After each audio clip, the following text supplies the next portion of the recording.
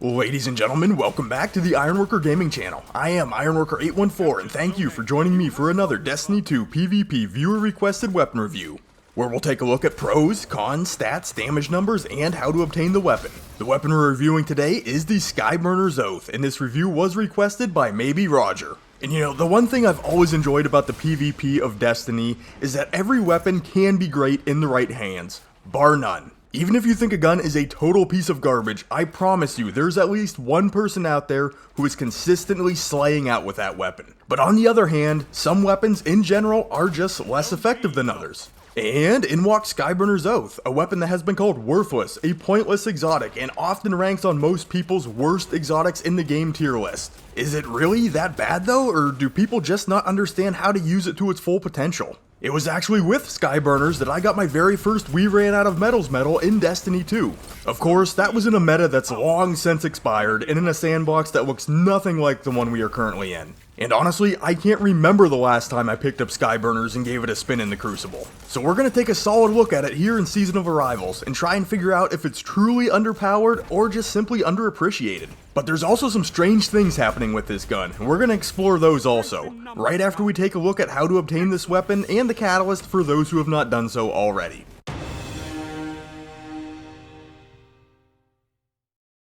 SKYBURNER'S Oath was introduced into Destiny 2 with the initial batch of exotic weapons. This weapon is a random world drop or could be purchased from Xur if he happens to be selling it this week. There is an exotic catalyst available for this weapon, which yours truly does not have, but it can be acquired randomly after completing any encounter in the Leviathan raid. Some people are saying that the prestige mode generates the best results here, but I can neither confirm nor deny this. If you obtain the catalyst, you will need to kill 1,000 Cabal with it to unlock it and apply it to your weapon. Doing this will give you a plus 30 to the range stat. And with nothing else to cover here, let's hop into the stats and damage numbers.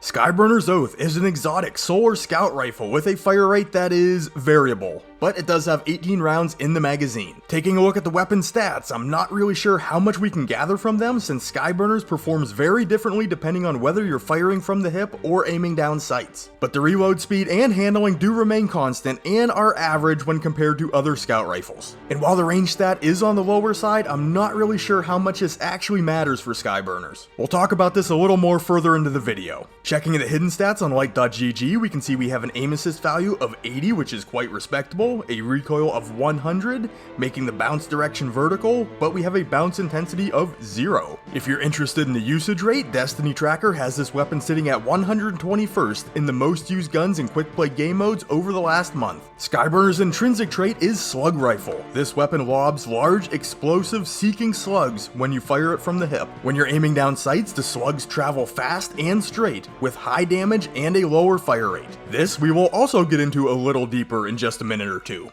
The exotic perk is For the Empire. This weapon is full auto, does extra damage to Cabal, and penetrates Phalanx shields. The only PvP takeaway from this is that the weapon is full auto, but I've seen numbers between 10 and 20% kicked around for the bonus damage against Cabal. For the damage numbers, we'll first take a look at the hip fire, which the fire rate I have coming in at around 225 rounds per minute. So on a crit, you'll do 30 points of impact damage and 22 points of blast damage for a total of 52 points of damage. On a body shot landed, you'll do 25 points of impact damage and 22 points of blast damage again for a total of 47 points of damage to the body, giving us an optimal hip fire time to kill of 0.8 seconds requiring 4 crits, and a body shot time to kill of 1.07 seconds needing 5 shots landed. When aiming down sights, SKYBURNER'S fire rate is going to drop to 150 rounds per minute, and will do 46 points of impact damage and 20 points of blast damage for a total of 66 points of damage on a crit. And when landing a body shot when aiming down sights, you'll do 21 points of impact damage and 20 points of blast damage for a total of 41 points of damage. So here again we have an optimal time to kill of 0.8 seconds requiring 3 crits and a body shot time to kill of 1.6 seconds requiring 5 shots landed. Since we're dealing with a weapon that is packing an explosive payload, we'll check the blast radius, which I figure to be right around 2 meters. We see full blast damage in respect to your fire mode on a near miss, which diminishes to 0 past that 2 meter mark. As far as the range goes, shots fired from SKYBURNER'S have no damage fall off, which is not mentioned anywhere in the perks or description, so that's cool I guess. And as stated in the intrinsic trait, your hipfire shots do track targets, so you can achieve full damage on a target from a long way away, in theory. There are a few more points I could touch on here, but I think we're going to save those for the cons, and we'll get into those after we take a look at the pros and what this weapon can do well for us inside the Crucible.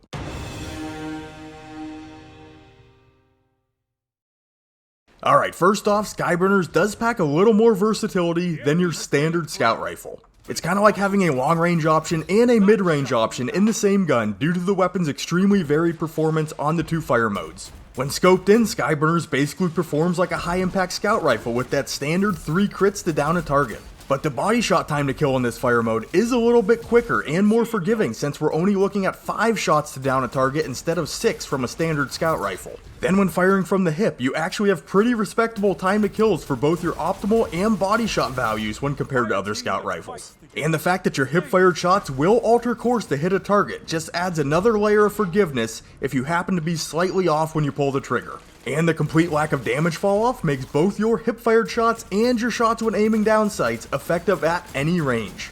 In a lot of weapons in Destiny, it seems like they lose their tracking capabilities at a certain distance. But with SKYBURNER'S, I could not find a distance where the tracking seemed to disengage. And another thing to consider is that when firing from the hip, since these shots seek out targets, you don't really need to worry about the accuracy when in air or on the move. And finally, regardless of the fire mode, SKYBURNER'S Oath is an extremely stable weapon with hardly any recoil. You can see when aiming down sights and firing this weapon in full auto, we have a very tight shot grouping here. And when firing from the hip, we do have recoil, but you cannot ask for a pattern that is more vertical than this. And that's pretty much all I have for the pros, but we do have some cons and a couple of them are doozies. So let's get into those now.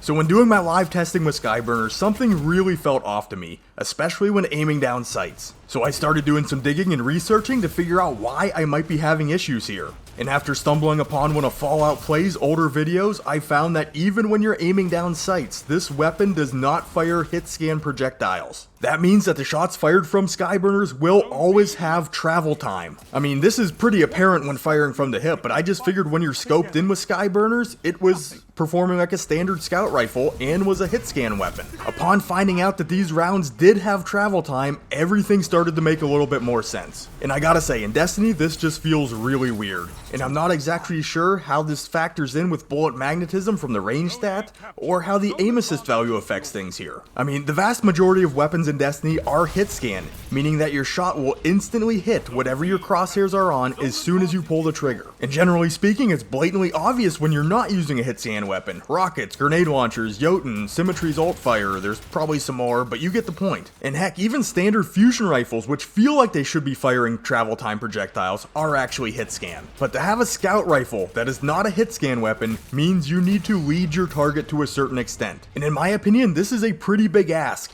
given the extreme mobility that our Guardians possess. Battlefield is a great example of a game that implements real-time 3D bullet physics, and it works very well simply because it's meant to be a realistic shooter, and bunny hopping is basically as extreme as player movement gets. And sorry about the little tangent there, but my point is I don't trust SKYBURNER'S when aiming down sights unless I'm firing on a stationary target or spot shooting a lane or corner. So in general, I'll just default to the hipfire mode, but we do have some problems here also. You don't really have a precise hipfire reticle, instead you have this big wide box looking thing. And I get the idea, the target is in the box, the bullet tracking kicks in, and you hit your target. But these projectiles do move very slowly, and they really do not track your target all that aggressively.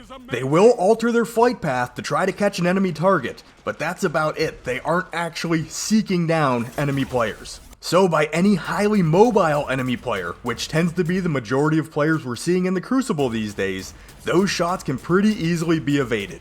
So we have a gun with two very different fire modes, and I don't completely trust either one of them. So yeah.